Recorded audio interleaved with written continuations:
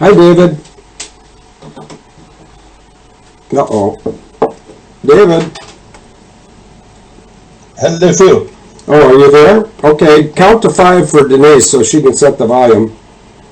1, 2, 3, 4, 5. Okay, did you happen to hear what I just talked about? Yeah, congratulations and thanks to the energy out there. It's amazing. I take my hat off to you and whoever it is who offered that opportunity to you. Well, yeah, I'm stunned too. In fact, I can't say I'm 1,000% surprised, but I know what a financial angel is, and I know that I fit into a category where they could prosper if they help me, and appears that's what's going to happen. But I think that's I couldn't think of a more fitting time for it, because Easter weekend is the most significant celebration in the entire Christian calendar, according to my recollection. So, David, what would you like to talk about? And then we can chit-chat later about that benevolence. Okay, well, I think I have a stunning challenge or statement for you to make in your inimitable fashion. I believe, Phil, that your niece Jessica Marcy is the great-granddaughter of Sir Winston Churchill. How about that?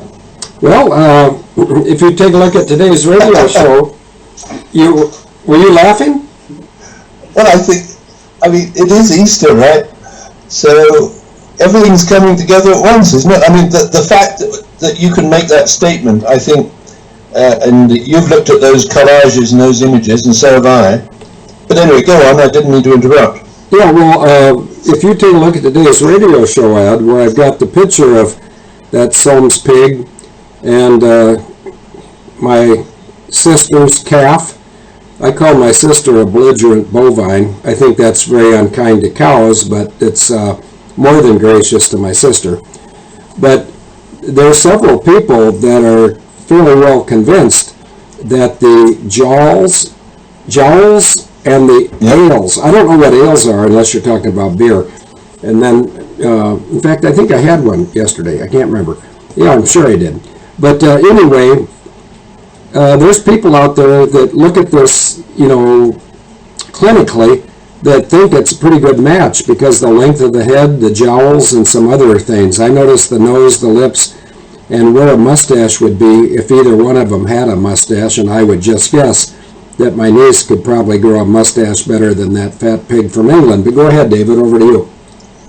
Okay, so obviously, I think it was James in Israel that sent me that collage. Can we get it up in the chat room so that people can, maybe we've got it already? No, I don't. In fact, what collage are you talking about? Well, the image that was sent to me that I was able to open, Craig said the link wasn't positive. I sent it to Tim, so it should be up very soon. Let me just try and put the link in and see if it shows up, but it's a bit beyond my technological prowess. Yeah, if you put the link up, we've got all sorts of tech people that can open it for us. Okay, all right. Well, I will put... And what I'm going to do, so it doesn't look like an active link, I'm going to put XXX in front of the HTTPS, and then someone who's smarter than I am... Well, that'd be me. What can I do for you, David? Well, I bet you couldn't do this, but anyway. All right, I'm going to send it. And so it goes XXX HTTP, and there's it's about 3 or 4 lines of alphanumerics to get into that link. But, for example, I can't get it to open up in the chat room. I bet you we can. Watch this. I'm going to count to 30. Oh, I just got stared at by Mensamax. I think that there's several ladies and several gentlemen, the gentleman including Telford Russian, who allegedly was in Wales last weekend, but I know that the Telford Russian that was in Telford didn't look like the Telford Russian that was in Llangollen, North Wales.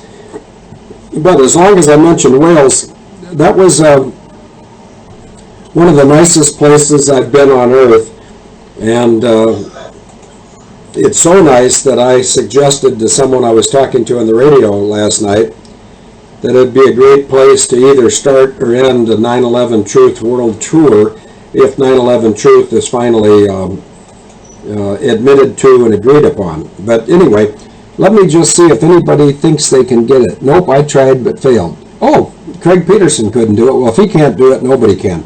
Do you have the email, by the way? Yeah, I can send you that. And No, don't send it to me.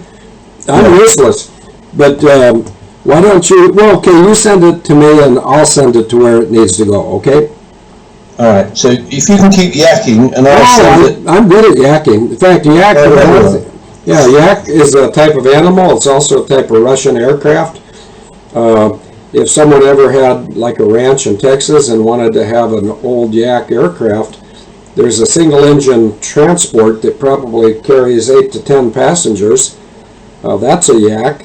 Oh, and for British people, I saw a car today. It's called an MG, but it's built by Rover, and the model number is ZS, Zulu Sierra, and it's for sale right down the block. And when I go out for a walk, not every day, but I try to go out every day, and I went out today and I saw this car, and it's a dead ringer for the car that Denise used to have, except for one thing. Hers was a Subaru, and this one is a MG Zulu Sierra. But can anybody from England tell me what year range they built the MG Zulu Sierra? It looks like they're still building them today, but the one I saw was in perfect shape, and they only wanted 600 pounds for it. So enough about that. Are you back yet, David? No, it's going to take me a few minutes, Phil. So okay, that's okay. No, I don't mind at all. I'll just talk about the options that were offered to me today. Oh, there's a yak. Braveheart, that's a modern yak. That's a World War II yak. There's also a high-wing piston reciprocating propeller-driven. It looks a lot like a Cessna 195, but it's a high-wing transport, and apparently they're quite rugged, and that's also a yak. But Gobank said something about being parked 15 miles away. Mensa, you're disgusting. But of course, you've always been disgusting, so that's okay. Let's see if I'm supposed to talk about anything. Anyone out there can't imagine my surprise and relief when somebody who knows me and knows the property said, and see, I thought all along that somewhere there might be a financial angel that would see that the property that I've been blessed to live on for the last 8 years is sort of a one of a kind, in that it's a hilltop wooded 100 acres with a fairly nice house, and the court tried to sell that thing, and the court got that shoved in their nostrils because they don't even know the law. But then, this round of judges and attorneys, all they do is have computers. They don't have any experience in the law. They have experience in legal settings, which reminds me, on a completely different note, I've been contacted by a woman in Pierce County, Wisconsin, where I live. She is in the process of trying to protect 3 of her children because the court wants to take them away from her because they say that she's not a good mother, when actually that's not true. In Wisconsin, and I know Pennsylvania also, maybe some other states, courts and attorneys and judges have an industry where if they can rationalize stealing children from a family or a single parent, they can put them in foster care and net $5,000 to $9,000 a month. So that's what's going on. And I've mentioned to that woman and her legal affiliate that I'd be happy to be a witness for that woman in that courtroom, because I could testify that that courtroom has dishonored itself not only with the gold fringe flag, but also with stifling my testimony against Hillary Clinton and my sister Kristine Marcy on the 21st of August of 2014, when I mentioned that they ran the largest pedophile procurement fulfillment network in the world, and the judge excused me. Well, he can excuse me all he wants, but if I was Steve Martin, I would say, well, excuse me. David, are you back yet, or are you still fumbling? Okay, I've just sent what I got from James to Craig, and it's beyond me how I transfer that onto my desktop or whatever, so that's the best I can do. Okay, but you didn't send it to me. No. Okay, well, that's what I asked you to do, but go ahead, you press on.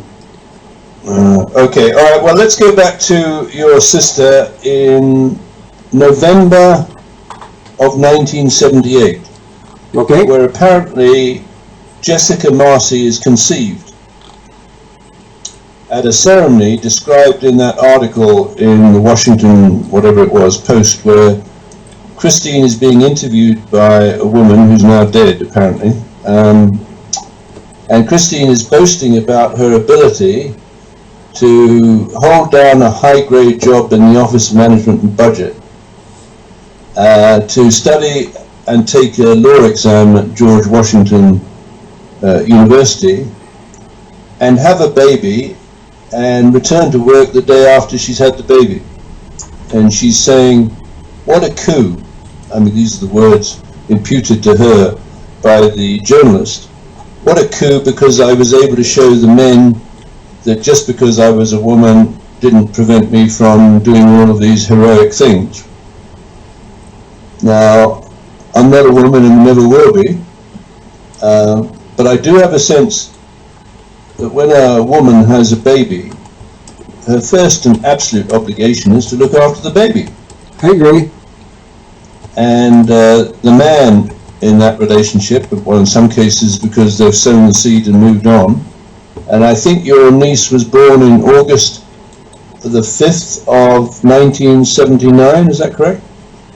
I don't know, but it was August of 79, so let's stipulate to that out of court. Okay, now, when Nicholas Soames was sent to Washington to serve as the personal assistant to the Oregon Senator Mark Hatfield, who would go on in the 90s to become the chairman of the Senate Appropriations Committee, this would have been a very powerful man, right? I believe the Appropriations Committee is where they do the earmarking and pork barreling and fund all of these slush expenses to various corrupt senators in Congress. And I'm quite sure that I'm not, well, I know I'm not saying that every congressman, every senator is corrupt. I do, however, believe that that earmarking process is essentially a corrupting process. So now, and this goes back to your sister who had that extraordinary series of bosses when she went to work for the Office of Economic Opportunity around the 1968, 69, 70 period, because her first three bosses, as I understand, was Donald Rumsfeld, Dick Cheney, and Frank Carlucci, the chairman of the Carlyle Private Equity Group. Yep. And Carlyle was meeting the day before 9/11 with members of the Bin Laden family in an upmarket hotel in Washington, I believe.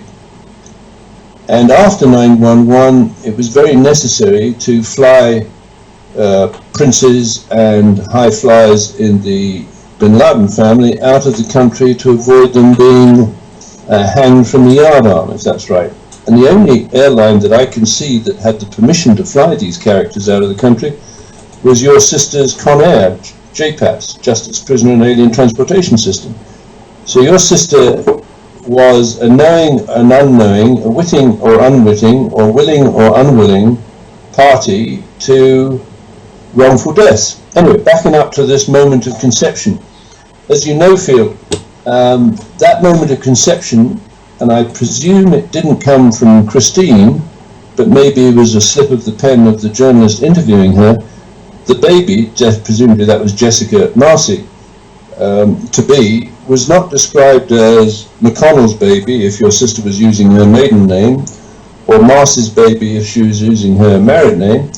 It was described as Mendenhall's baby, right? Yep. Now, I'd never heard, I think this has gone back about 6 or 7 months, we can find out on April Danger. When I saw this, my jaw dropped, and you know I'm a man of great composure, Phil, don't you? Yes, have you picked up your jaw yet, or is it still dropped? No, well, you can hear through the tone of my voice, everything is operating for the moment. Okay. I don't know for how much longer. But I couldn't find any reference. Now, Mendenhall is a county in the States.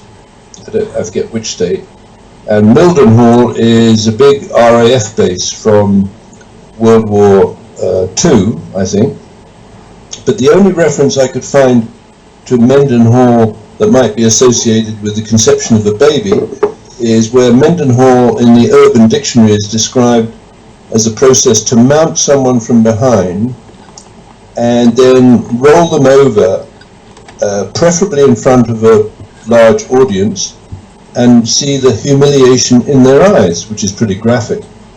So my presumption, being a simple-minded character, of course I'm being disingenuous, Phil. I did teach you disingenuous, didn't I? Yes, it was the 8th of August of 2007. We were talking about Mitt Romney's mantle pants, Bill Clinton's voodoo underwear, and the fact that Barry Swatero would soon change his name to Barack H. Obama and get a job with the British Invisibles and the Boston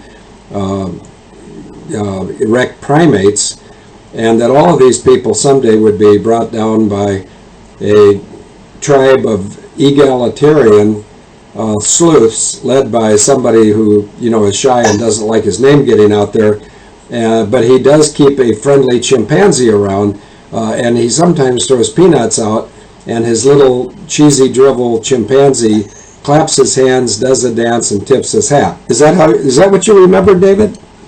Well, I don't see where that connects to disingenuous, but shall we move on? Yes, we may. All right. Well, let me put. Okay. So my presumption is that now there's an English word called rogered. Have you ever heard of the word rogered in England? How do you spell it, David? Rogered, and it's not associated with Roger and out. No, it's rogered past tense. It's sort of like turgid, but different. Turgid. But I'll think about turgid. You think about rogered, and explain one of those to the listening thousands. Well, I do understand that a woman can be impregnated from behind. You know, I think they call that doggy fashion, and I'm not being crude here because that's what it said in the Urban Dictionary. No, you're not being crude. Let me just give everyone a heads up. The stuff that David and I may talk about is rather direct. Sometimes it's offensive. But listen, everyone, if you're offended at what we're talking about, then simply hang up. We are offended by children around the world being used, abused, and murdered and parted out because a human body is worth $1 billion in parts. And Hillary Clinton and Bill Clinton and the foundation and both Obamas and my sister have been participating in organized pedophilia and organ harvesting since no later than 2005. Over to you, David. Right, so Nicholas Soames was in Washington in November of 1978, and 9 months later, Kristine Marcy has a Mendenhall's baby. Now that doesn't prove it. Now incidentally, we can cut through all the crap field, and essentially what I'm inviting you to do is demand that Jessica Marcy has a paternity test. Yeah, good idea. Isn't that simple? Yeah, I don't think I even have to do it. I think we just did it. I think by putting that on tape, that offers her... Hang on a minute, Denise has an update. What's... Can you push your mic back a bit? Put my mic back a bit? Yeah, put it back to me. I've been told to put my mic back a bit. You're always a bit forward, Phil. What's that? You're always a little bit forward. Well, I don't want to think of anything cute to say because it's Easter week and I might get Easter egg on my face. But anyway, I moved the microphone back to where Denise told me to, so hopefully things will go on happily ever after. But back to your Mendenhalling and the various ways of inseminating females, and keep in mind that females of the mammal species, they all pretty much get impregnated the same way, although I'm not sure how the platypus, it's not like that. Of course of all, that's not a that's a marsupial, not a mammal. But pretty much mammals are all familiar with the humans being the only type of mammal I know that tend to procreate face to face. Now, when you take a look at my sister's face or Hillary's face, you could see why a Soames may well choose another aspect. And if you take a look at Soames's fat jowls, you can see how Kristine or Hillary would certainly accept that imposition. Right. Now, so a paternity test should involve getting a blood sample from Nicholas Soames and a blood sample from Jessica Marcy and see if there's any connection or whatever. But can you think of the dramatic shift in perceptions of what we've been saying for the past 10 or 11 years if it was discovered that your niece was the great-granddaughter of Sir Winston Churchill? It changes everything. Yes. Yes, it does. I'm stunned. And one of the reasons, yeah, well, no, I'm not. If you're stunned, I don't want to be, because I want to have that little edge on you, because you know you're a fighter pilot, and you can come up from behind and release one of those skinny little heat-seeking missiles. No. The proper term is skinny little wingman. Okay, skinny little wingman. Yep. Because now we have to go back into history and look at World War II and what was one of the major competitive advantages for Winston Churchill and the British, in spite of being outfought and outnumbered in the run-up to World War II, because the Germans were arming as fast as they can, thanks in no small measure to funds from the shareholders of Serco, but that's a digression. What Winston Churchill did, and I get the sense you would like to do that, or you would have done that if you were President of the United States and there was a war going on, you'd put together a little group of inventive and technically minded people, and you'd come up with what was described in the case of Churchill as Churchill's Toyshop. And Churchill's Toyshop eventually ended up with about 250 very capable people, draftsmen, designers, tinklers, what the French would call a bricoleur, you know, which is basically they make little gadgets to blow things up, right? And one of the things that they developed, which was very successful, was a limpet mine with magnets that a frogman could go up against a ship and have the limpet mine attached to the steel hull of the ship, and then there would be various decaying fuses that would give the frogmen time enough to get away. And I believe British frogmen sunk about, in one mission, 6 or 7 Japanese ships, which is pretty efficient. Another problem for the British as they faced a possible invasion from the Germans was that there was no sort of good, effective anti-tank missile. So I believe at Churchill's Toyshop they invented a spigot launching system, which Canadian soldiers said was the best single weapon to use against armoured tanks that they could find in World War II. So these guys were very, very creative field, very expert, and some of the things that might not have been published about Churchill's Toyshop would be the, how should I put it, the off-the-book weapons, which could include chemical, biological, and nuclear weapons. What's that? That's a hell of a noise. That's okay. It might be a nuclear weapon. Continue. Okay. So it would appear that Churchill had contemplated using chemical warfare agents in World War I. In World War II, it was discovered that Hitler was producing nerve weapons, but Hitler was advised by someone that the Allies had more or easier access to the ingredients or precursor chemicals. So if Hitler used chemical weapons in World War II, he was liable to have Germany bathing in, I don't know, chlorine gas and something equally nasty, so he decided not to use it. But the great problem when an organization is shut down, and apparently Churchill's Toyshop was shut down by the Ministry of Supply, and it shouldn't be any surprise to you, Phil, they would be essentially bureaucrats that didn't like this skunk work type operation reporting direct to the Prime Minister. So the first chance they got, they shut it down. But then you have people like me who are very capable at inventing gadgets and that sort of thing. They're suddenly out of a job. Well, what do you do when you have those kind of skills? you're totally committed to, you know, patriotic initiatives that can actually protect your country. Suddenly you're out of a job, you're pissed off because you've lost your job because some bloody bureaucrats told you that you're not needed anymore. Well, what are you going to do? You go and hire yourself out to people who can afford to pay you, right? Mm-hmm. So where do you go? Or where do you set up an operation out of the reach of British bureaucrats? Well, I think, Phil, we know where it's gone. It went to Chicago. Okay. Now, why would it go to Chicago? Right? Because the Office of the Alien Property Custodian for World War I and World War II is in Chicago at Northern Trust, which is a shareholder in Serco. Therefore, a representative of Northern Trust would have been on the 47th floor of the North Tower on the morning of 9/11 when Christopher Bullshit Hyman comes down from the windows of the World Restaurant and addresses a meeting of shareholders. Now that's very important. Were any of those shareholders interviewed by the FBI as to what they were doing on the 47th floor of the North Tower on the morning of 9/11, and how come none of them got killed? Over to you, Phil. Because they were advised in advance and they left, and if they didn't play games with, I forgot the guy's name from Serco, was it Buster Hyman? No, Christopher Hyman. Oh, I don't know where I got Buster Hyman from, but somebody will think about that for a while and come up with it.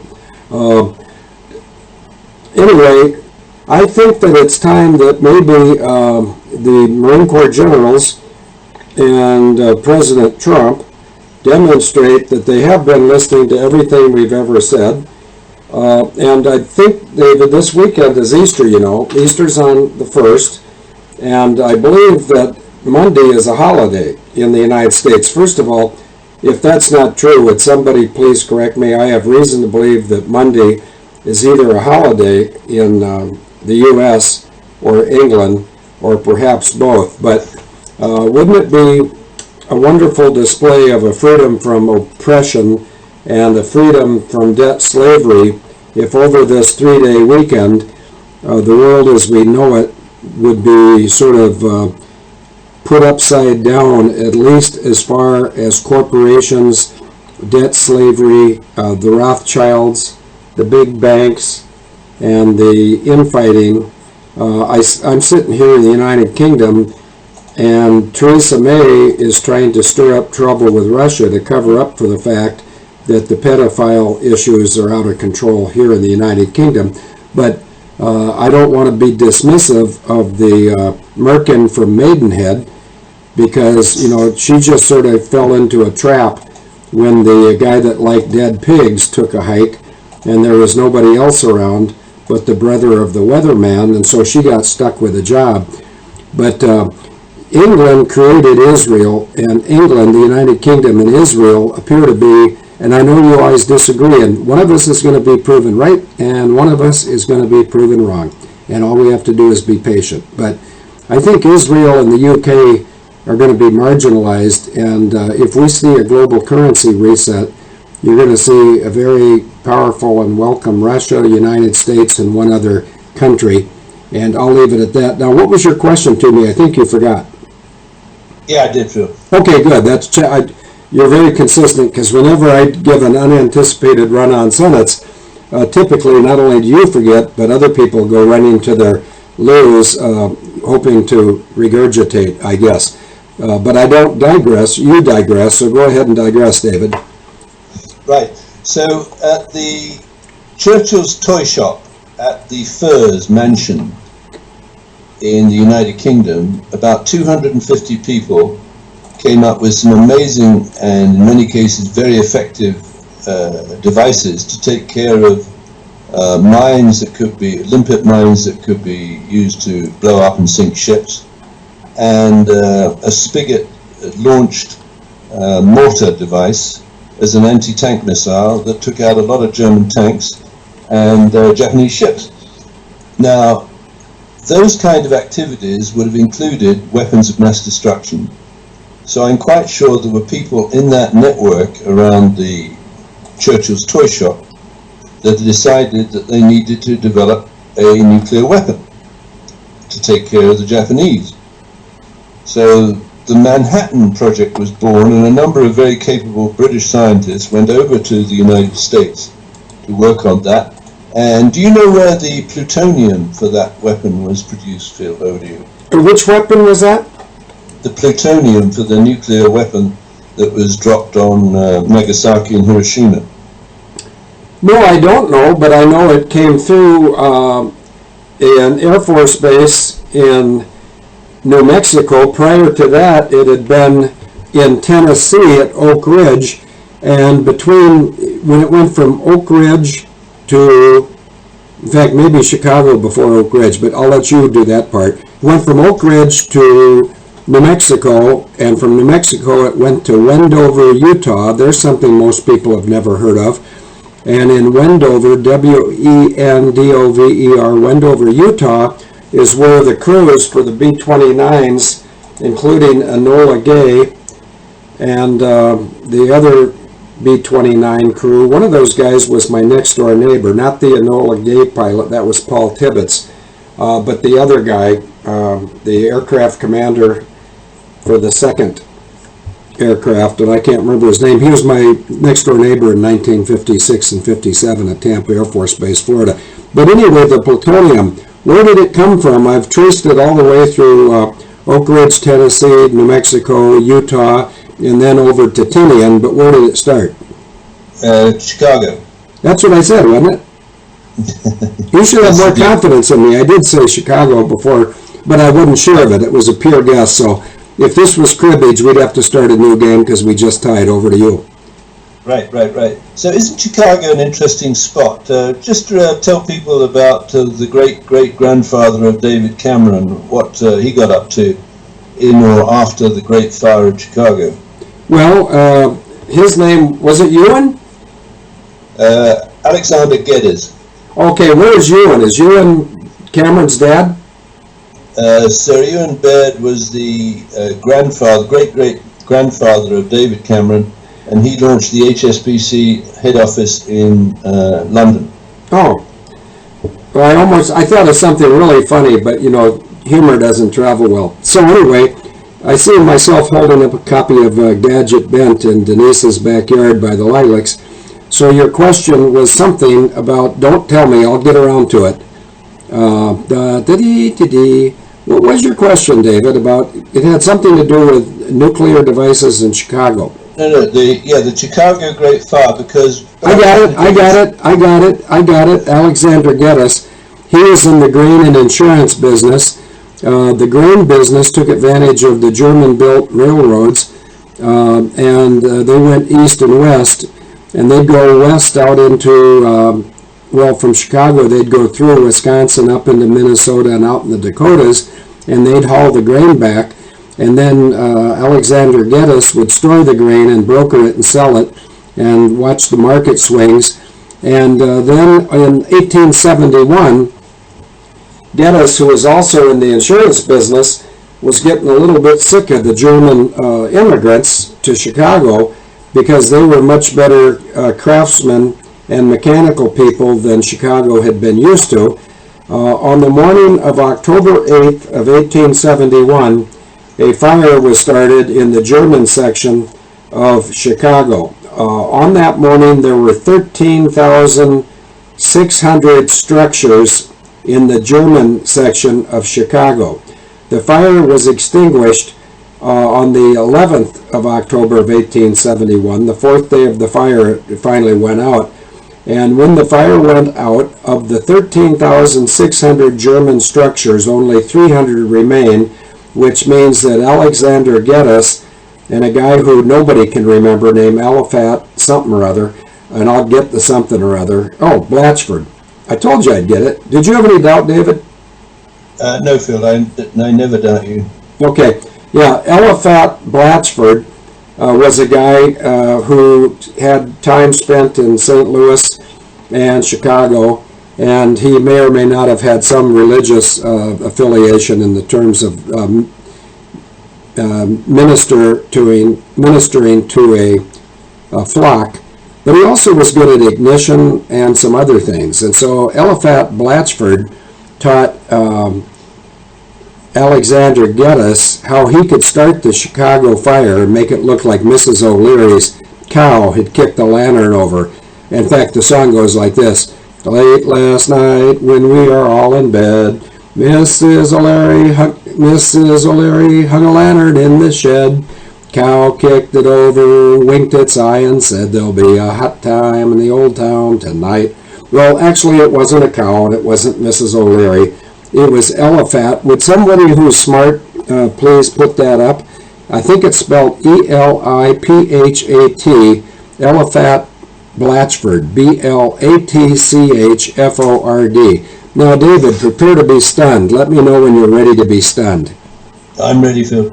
Okay, a Blatchford working for Sidley Austin in Chicago yet today was one of the Blatchfords that took delivery of the 3 Palindaba nukes that were stolen from Palindaba, South Africa in 1989. They were stolen by a group that included Thatcher's son Mark, David Cameron, Obama, and recently resigned President of South Africa, Jacob Zuma. But they killed a bunch of people that knew too much, including Dr. David Kelly, Robin Cook, and Christopher Shales. But they haven't killed me yet, David. You know why? I don't think they can touch you now, Phil. Yeah, well, because they're stupid. They are stupid. They think they'll never get caught. Well, how do you go from October 8th of 1871 to Chicago today, where Sidley Austin has a partner whose surname is Blatchford, B-L-A-T-C-H-F-O-R-D. Anybody want to go to Sidley Austin's snob page and find a picture of Blatchford? He was there when I last looked. But anyway, David, what are the odds that there'd be a fire started by Alexander Geddes on the 8th of October in Chicago, and there'd be another fire started in Peshtigo, P-E-S-H-T-I-G-O, Wisconsin on the 8th of October? And what are the odds that in addition to those 2 fires, which were both pitted against German skilled machinists, there'd be a fire in Michigan on the downwind side of Lake Michigan? There was a fire in a wood mill in Michigan. So on the same date, October 8th of 1871, we had significant fires in Chicago, Peshtigo, and someplace in Michigan, maybe Manitowoc, somebody will know. Thank you, Craig Peterson, for putting up a very good picture of a I was going to say a Marine Corps Army Ranger term. It's a Neander something, but it's not a Neanderthal. It's a Neander and then another 4-letter word. But there it is. Take a look at that picture. Does that look like a Neander? Yes, it is. It's a Blatchford. And they might have power, they might be evil, but they're not too smart. You can recognize it as surely as you can, the glasses on my snout. David, over to you. Okay, thank you, Phil. So, first paragraph of today's post. Please accept brief 243 from Field McConnell, United States Marine Corps whistleblower and Global Operations Director of Abel Danger, on the late Victor Rothschild's colleagues at Serco's investment banker N M Rothschild and Sons Limited, who apparently sent Nicholas Soames, one of Winston Churchill's grandsons, to Washington in 1976 to film pedophile or Mendenhall oath-taking rituals, where McConnell's sister, Kristine Marcy, and her senior executive service SES associates were subsequently blackmailed into transferring custody of an online Churchill's Toyshop of patented CBRNE, chemical, biological, radioactive or radiological, nuclear and explosive weapons, including Novichok nerve agents, to Serco's shareholders, including the TIAA USS Teachers Pension Funds, US standing for University Superannuation Scheme, which is the British equivalent of TIAA in the United States. TIAA stands for Teachers Insurance Annuity Association. And I believe that's the largest private pension fund in the world, representing retirement benefits for teachers or faculty members, such as Mr. Barack Hussein Obama, who I believe lectured at the University of Chicago, where the plutonium for the Manhattan Project was produced, or the first plutonium was produced. And I believe his wife, or whatever it is called, Michelle Obama, in her job as Vice President of Community Relations for the University of Chicago Medical Hospitals, where she accelerated the business, as I understand, in spare parts from aborted children. I think she was put on to a salary, which is no mean racket back then, of $315,000. Now, whether that was a pensionable position, I don't know, but I'm quite sure that she or he has been well taken care of through racketeering and extortion of the administrators of the Teachers' Pension Fund. Another couple of teachers, I believe, would be Bill and Hillary Clinton. So TIAA and the USS pension funds represent the interests of, I think, what we might call the intellectual or radical intellectual elite that have deceived the peasants into thinking that the peasants' breath of carbon dioxide is accelerating global warming, which legitimizes the depopulation of the world from as many peasants as possible. And I think they would put you and me in that category. Do you think that's a fair assessment, Phil? Over to you. I'm sorry I wasn't listening because I was looking at this picture of Paul Tibbets in the Enola Gay. Give me the short version of your question and I'll give you a 35-minute run-on answer so you can get a quick nap. Thank you. I think they would be willing to eliminate peasants like you and me for the purpose. Yes. Okay. Yes. That's a very concise. Yes. I'll be very laconic. Yeah, they're trying to eliminate all of us. They're doing it with 5G. Right here in England today, I think there's a Sheffield forest, which is becoming a Sheffield toothpick factory. The reason they don't want to have forest out there is it inhibits the lethal ability of the 5G communications, which create all sorts of medical problems for humans. And they're doing 5G in England first, but they're doing 5G in the United States of America. And the 5G has another function, I believe, and I'm not an expert on anything. I used to be an expert on drinking beer, but then I met Denise and had to choose between one or the other. That was an easy choice. So anyway, the 5G thing is going to be going over to the United States, and let's have a show of hands in the chat room.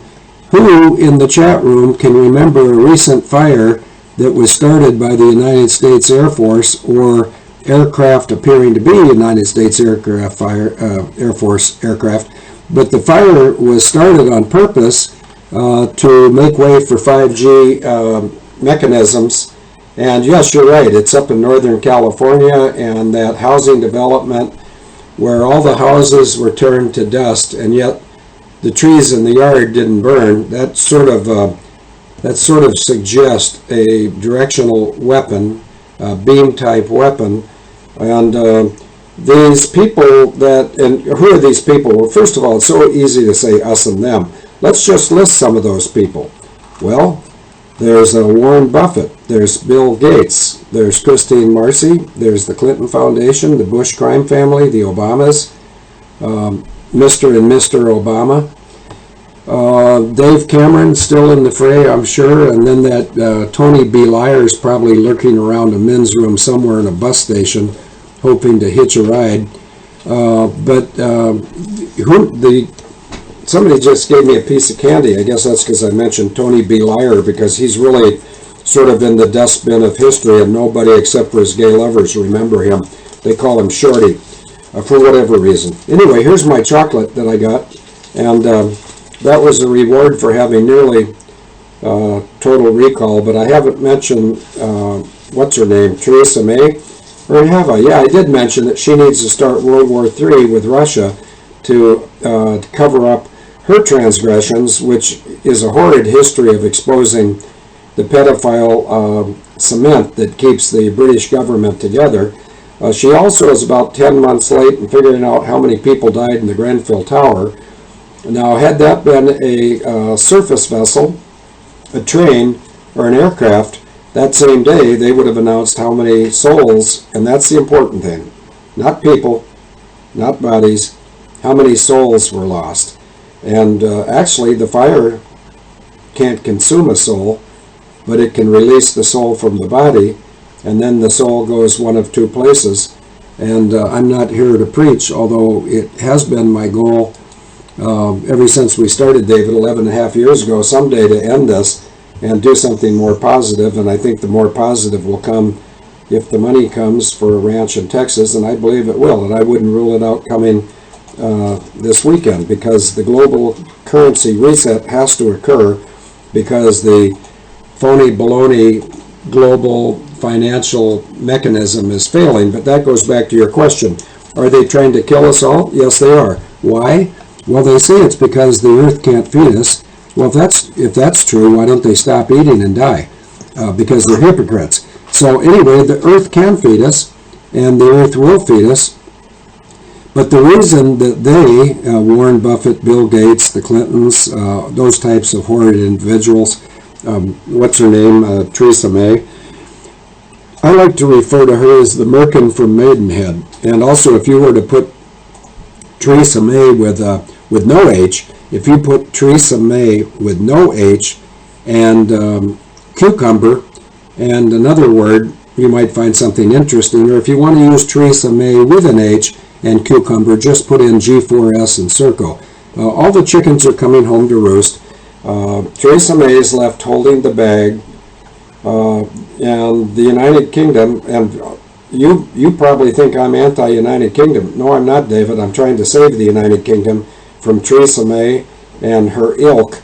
And the reason why all of these ilky people want to kill all of us good people is because they cannot honor the contracts they've signed with us. They cannot honor the medical care. They cannot honor Social Security.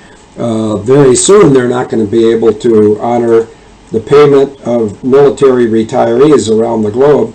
The group that I'm most concerned with would be the UK and the US and Canadian retirees, because I'm in one of those three groups. But if you want to see the merkin from Maidenhead and the tripod from Punahou get lynched quick, just screw around with military retirements, because in today's radio show, I sort of made a little statement about the Liberty on the 8th of the 8th of June of 1967. LBJ had ordered Israel to attack the Liberty because LBJ wanted a two-theater war. He wanted to attack Egypt, but he needed Israel to be the protagonist. I think that's the right word. I did teach you what protagonist meant, didn't I, David? Yes, you did, Phil. Okay, good.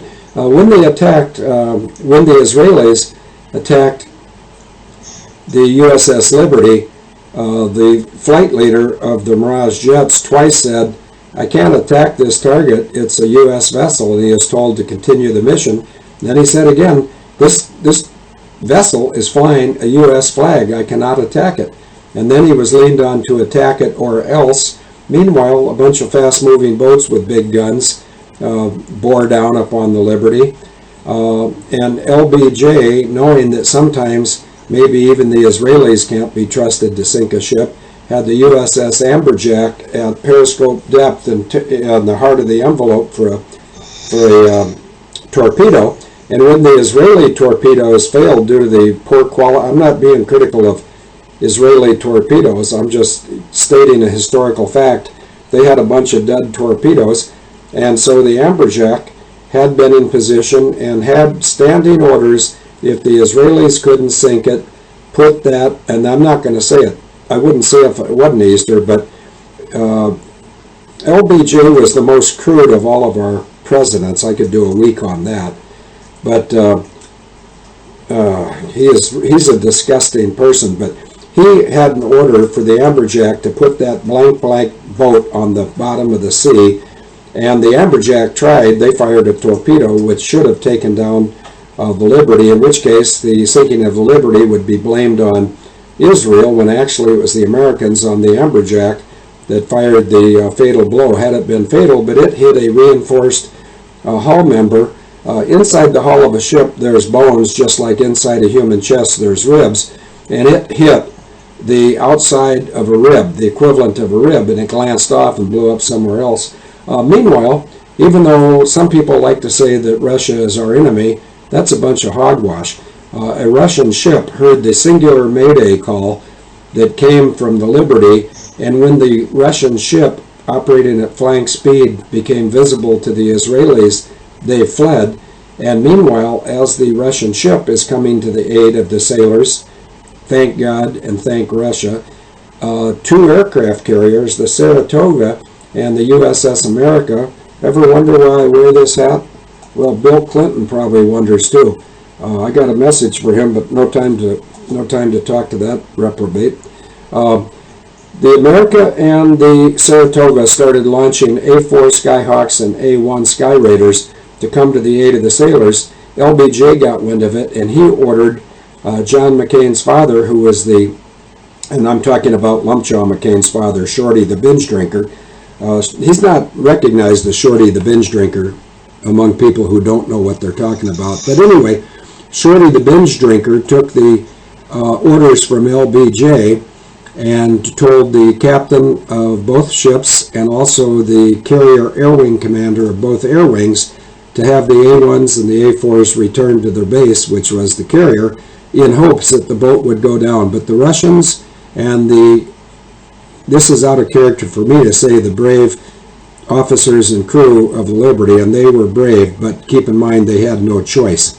They surely thought they were going down, and the plan wasn't for it to go down, but the plan was in the mind and the lack of heart of one individual, LBJ. And sometime when there's not ladies around, I'll give my briefing on how crude he was, not only with what he used to display that he called jumbo, but also what he used to do in elevators once the doors were closed. David, over to you. Yeah, it's pretty disgusting. But to continue that first paragraph, so we got the nerve agents in the Churchill Toyshop in Chicago were transferred to the control of Serco shareholders, including the TIAA USS Teachers Pension Funds and Northern Trust, Serco's alien property custodian in Chicago. And Northern Trust has got a hell of a position and a hell of a record because it was the alien property custodian for enemy intellectual property, patents, copyrights and designs for World War I and World War II. And I think it is still occupies that role today, except it's unofficial. What that Churchill Toyshop allows you to do in this present day is to extort concessions from targeted sovereign states by threatening to kill their leaders, and I put in brackets in today's post, Angel is next, and depopulate their major cities. So what do you think the reference to Angel is next was, or why, in the events of 911 field? Over to you. Okay, that means, I'm sort of busy here, but that's okay. It's a good busy, and I know we're winning. I didn't say I think we're winning. I know we're winning. But did you just ask me the significance of the phrase "angel is next" as it pertains to 9/11? Yes. Okay. First, I've got to thank some people, and they'll know why I'm thanking them.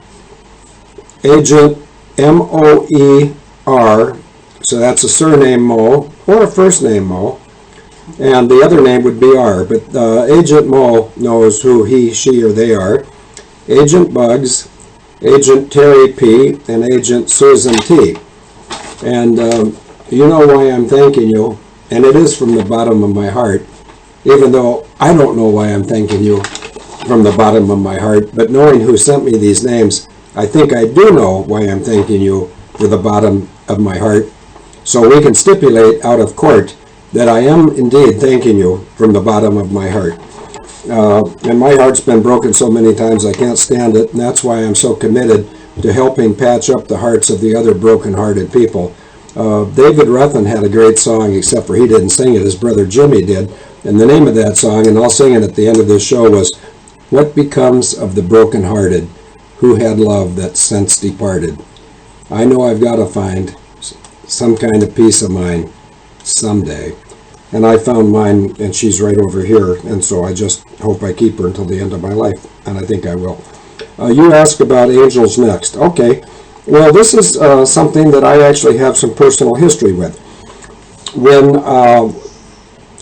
the Dog and Pony show that G.H.W. Bush put on 9/11, when it kicked off with the two drones hitting the two trade towers 1 and 2, very soon thereafter, the U.S. military found out that Maurice Burrill and the Canadians that were running NORAD could not be trusted because they allowed a exercise to go live. On the morning of 9/11, there were multiple vertically stacked and horizontally spread defense exercises, so the entire United States military would be confused. Well, not everybody was confused, but unfortunately most of the SADSAC commanders were. When I say SADSAC, S-A-D-S-A-C-K, not S-A-C, because the Strategic Air Command had gone down at the orders of G.H.W. Bush and Bill Clinton back in 91, I believe. That's not to say the SAC headquarters isn't where the Goldman Sachs bankers and Fat Boy from Omaha sat and watched the carnage in New York.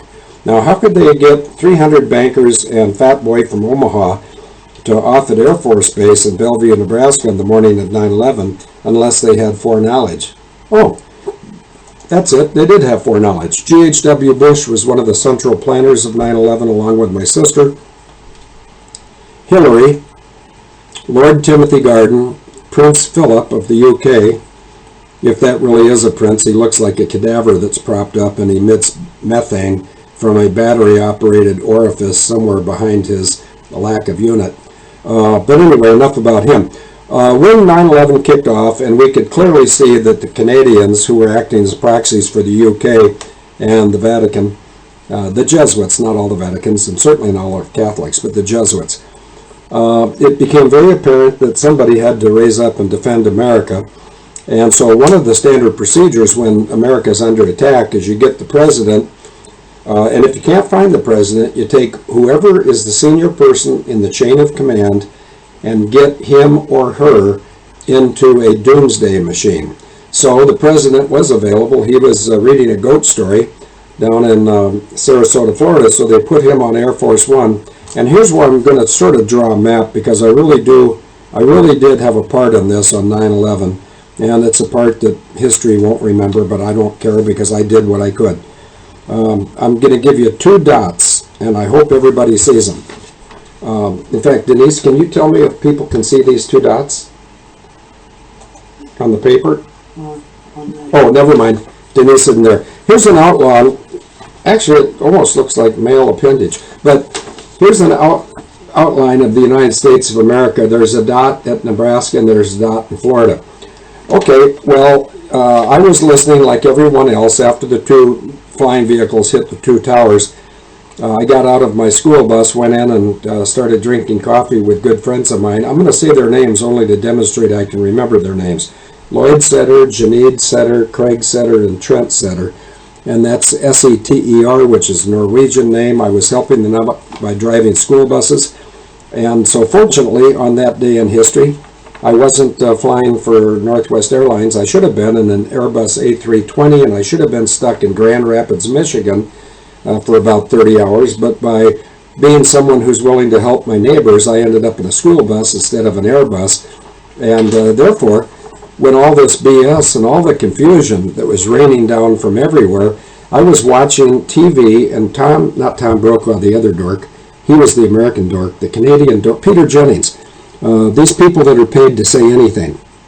For instance, if you put on a teleprompter in front of Peter Jennings, my pants are on fire, he'd just keep right on talking, and if his pants were on fire, his bits and pieces might be burned. Or do you prefer twig and berries? But anyway, on the morning of 9/11, as per the protocol, and I know the protocol because everyone in the military knows it, the president needs to get somewhere safe if we're under attack and you don't know who's attacking us. So Air Force One took off, heading on a beeline to Offutt Air Force Base. Simultaneously, a flying command post, a doomsday machine, an E-4B, took off from Offutt Air Force Base and made a beeline course for Sarasota. Now, did they intend to collide? No. Did they intend to go to the reciprocal bases? No. Let me connect the dots, literally. And I hope this is showing up. And if not, then David and I will go on tour sometime and show this with good graphics. But hopefully you can see the dots are connected. So both of these 747 derivatives, Air Force One, call sign Angel, and the E-4B, which on the E4Bs on the morning of 9/11, there were Venus 77, Vivi 36, Sword 31, and the fourth E4B, there's only 4 of these airplanes, and 3 of them I just gave you the call signs. The fourth one was coming from Offutt on a direct course towards Sarasota. So knowing that this is what had to happen, and so far what I've told you is what happened, but it's also what I knew had to happen. What I didn't know is where they would land and exchange the passenger, or the client, meaning the president. So what I did at my friend's house, I drew a map, and then what I did is I found the mean point, or the waypoint, or the average point, or the middle, and the middle turned out to be 32 miles southeast of Memphis, Tennessee. So let me put an M where Memphis is, and I'll put a 3-2. And so then what I did, and this is all quite logical if you have a background in the military flying things, and there's a guy right now, let me just shout out to him. I know it starts with a B, and I think it's Braveheart. Let's see if he's still here. Yep, he's here. He knows what I'm talking about. Logically speaking, if 2 airplanes that are the same type with the same performance are going to leave point A and point C, they're going to meet at point B. It's going to be roughly in the midpoint, since they make the same amount of knots, which probably on that day it'd probably be about 0.88 Mach. That's what I'd guess. Could have been slower, could have been faster, but I'd guess 0.88. So you get these 2 747s aiming for the midpoint, and then what I did was I took the midpoint 32 miles southeast of Memphis, and I went into it's like a concentric circle, except for it's constantly expanding, so it looks like a kaleidoscope or something. And I just did that expanding circle until I hit a SAC base, SAC, Strategic Air Command. The closest SAC base to the midpoint was Barksdale Air Force Base in Bossier City, Bossier, Louisiana. So I picked up the phone and I called KFGO and I said, by the way, this Canadian goon, Peter Jennings, is ranting and raving like a little sissy girl, saying the president should be visible to demonstrate leadership. I said, he's exactly wrong. The president should be invisible so he's not a target. And so they abruptly hung up on me. And then 10 minutes later, actually before they hung up on me, I told them, I said, Peter Jennings doesn't know where the president is. Would you like to know? I said, he's on his way to Bossier City, Louisiana. They hung up. 10 minutes later, after all the mainstream media said that he's at Shreveport, which is SHV with a K in front of it, KSHV. He was down there at the Barksdale Air Force Base in Shreveport. Now people might say, well, Field, how did you know it'd go there? I said they had to. It was the closest place to the midpoint where they had adequate runway. They had adequate ramp space for 2 747s. They had nuclear security, which you'd certainly want if somebody just started a war and you're about ready to engage them, and a lot of security police and nuclear garbage. And so it was the perfect place to land 2 747s. That's where they landed. So you know me, I'm fairly quick, David. So I immediately picked up my phone. I called KFGO. I said, you remember me, the guy you just hung up on? Well, do you want to know how I knew that the president would be at Barksdale Air Force Base? Suddenly they wanted to know. So I told them. But the bottom line was, after the aircraft got on the ground, they very expeditiously exchanged the client. In other words, President Bush, then George G.W. Bush, went from Air Force One to the E-4B that was not flying over 9/11. See, this is how sinister and evil Bill Clinton and GHWB were. There's only four E-4Bs in the world, and they had 3 of them flying around on 9/11 as voyeurs. They wanted to watch the carnage. On top of those 3 perverts, the 3 Vivi 36, Venus 77, and Word 31, they also had an F-16B flown by Lieutenant Colonel Ricky Gibney from Fargo, and his back seat of this F-16B, in the back seat was the FEMA director of the state of New York, whose surname is Jacoby, J-A-C-O-B-Y.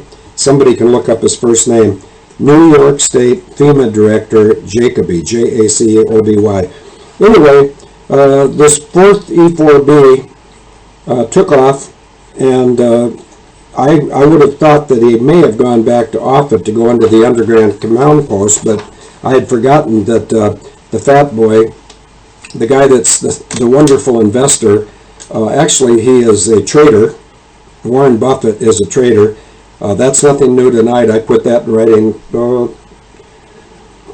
Let me think about this. In about 2007, 8, 9, I think 2009, I put in writing that Warren Buffett was not only a trader, but he also put out a murder threat against me, which he did.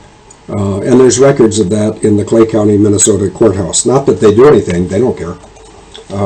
And not only do they don't care, but Pierce County, Wisconsin, I had a murder threat here, or I'm in England now, but they didn't care. Well, they might care later when they find out how this all ends, and I know how it all ends, but they don't, so pity them. Pity the fools. So actually, I'm getting to your answer now, David, after only 38 minutes.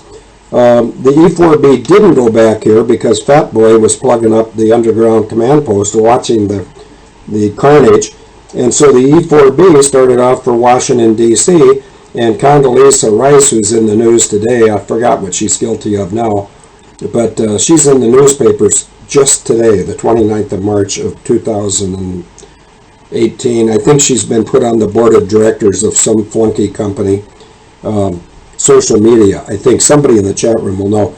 Anyway, the E4B with the call sign of Angel, it's called Angel anytime the president's on board. So Angel is heading for Washington, D.C. Condoleezza Rice says, do not come back to Washington. Well, where in the world did she get that authority? Right out of her rectum, I would guess. But anyway, George W. Bush pressed on for D.C. and he arrived there and he took command. But when they said Angel is next, what they meant was we got Towers 1 and 2, we got the Pentagon, and now we're going to shoot down E4B carrying the president. Well, I don't know who would have been foolish enough to say that, but they must not know that when the president's aboard an E4B or Air Force One, and there's any type of a threat rumored, there's going to be fighter aircraft all around, maybe not visible to everybody, even maybe not visible on radars of old-fashioned radars. But, you know, an AWACS and 8 fighters can pretty much keep Angel safe, especially against our enemies, because most of the enemies we have are fat pigs inside the Beltway. So when they said Angel is next, people like Condoleezza Rice, Lynn Cheney, Dick Cheney, that little short Japanese guy from California, Norman Mineta, I think his name is, those are the types of people that would want Angel to go down. But the types of people that work for the Army, Navy, Air Force, Marines, and Coast Guard each and every day could and would have kept him safe if they needed to protect the president. And at some point, the enlisted forces of the United States are going to be recognized for the part they've played in keeping our nation safe and still a potential republic, sovereign nation. That's my dream, David. And by the way, earlier when I was talking about the gracious offer given me today, I'm writing myself a note, so when I wake up in the morning and I come out here, I realize that I didn't dream somebody offered to be a financial angel. Somebody actually did. And there's so many people out there that contact me privately and say, I wish I could help you. And I just say, well, you know, God's going to provide all the help I need. But in the meantime, as long as you want to do something, just pray for strangers, pray for the leaders of our country, and I don't mean the misleaders. We've got leadership in this country, and we narrowly dodged World War III if that slut from Chicago had been elected. David, over to you. Yeah, thank you. That's fantastic, Phil. And one day we will be in court, and I almost tremble for the bad guys because they don't have an A-team, and they certainly can't handle an onslaught of facts as you just discharged, if that's the right term. Now, so Angel is next implies that the enemy of the United States had got access to the communication system that should have been kept out of their hands. And the only communication system that fits the specifications for a coordinated, synchronized, multi-theater attack is what is known as the Federal Bridge Certification Authority Network. which has one state, which is Illinois, on it, but it has it's a public key infrastructure configuration, and unfortunately for the Americans, the British invented that, and the packet switching that would go with it, and it has a custodian of the root key that should disturb America greatly, because the custodian of the root key was able to synchronize the attack in the various crime scenes that were evolving rapidly in an attempted overthrow of the United States government in a coup d'etat. And the custodian of the root key would have been the United Kingdom Ministry of Defense, which would have direct access to the Churchillian Toyshop in Chicago. So if you look at the Federal Bridge Certification Authority about who's connected and who's not, well, there are four major defense contractors. There's Boeing, Northrop Grumman, Raytheon, and Lockheed Martin. And this brings us to a woman by the name of Dr. Pamela Drew, who worked for Boeing Phantom Works on 911, and presumably had a key hand in the transfer of the Boeing headquarters from Washington State to Chicago. And I'm presuming that Dr. Pamela Drew had war rooms for Boeing Phantom Works installed in the new headquarters. I think they're at 100 North Wacker Drive. Now that would have given Dr. Pamela Drew, who is now a director of Serco, a bird's eye view, a mentorship role in the events of 911, which have been described as the first live broadcast mass snuff film in human history. That leads me to paragraph 2 of today's post. McConnell claims that Soames filmed McConnell's sister and SES ConAir JPATS founder Kristine Marcy in a Mendenhall's baby oath ritual in November 1978. When Jessica Marcy, McConnell's niece, was conceived, or allegedly conceived, and that's why we need the DNA test, was conceived, and that Soames subsequently forced Marcy's SES to transfer control of ConAir SWAT teams and weapons from the Chicago Toyshop to the Greek life associates of Bill Clinton, Phi Beta Kappa, and Wilbur Ross, Kappa Beta Phi, note his 25 years at N M Rothschild, who allegedly used Howard Lutnick's real-time interactive wagering on event outcomes for betting on body counts during the first live broadcast mass snuff film in human history on 911. You know, to cut through all this crap field, I remember someone had suggested that George Bush's reaction after 911 should have been to call in the two top honchos in each of the 18 United States intelligence agencies. And of course, that's an oxymoron, because you can't have an intelligence agencies repeated 18 times where each of them has a turf war. Basically, the President of the United States would be getting information from every which way, and he wouldn't be able to select which one of those intelligence agencies is feeding the truth. So the two top guys or honchos in each of those intelligence agencies, they're either incompetent or corrupt, and they should have been fired within a couple of days. Dig a little deeper in each of those intelligence agencies, you would find some perfectly capable people. Put those in charge. I would think you put the two top guys in each of the intelligence agencies under house arrest, or put them all together, and then waterboard the bastards.